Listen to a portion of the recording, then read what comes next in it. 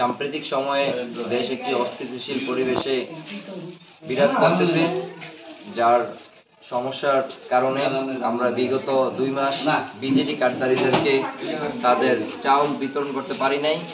ইতিপূর্বে ডিউ হওয়ার পূর্বে 3 মাসের চাল আমরা বিতরণ করছি।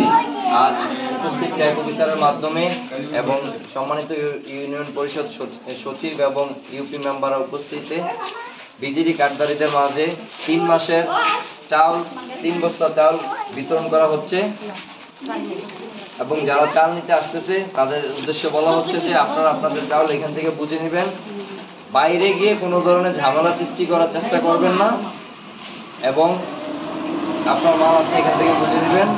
সবাই ভালো থাকুন। আসসালামু আলাইকুম।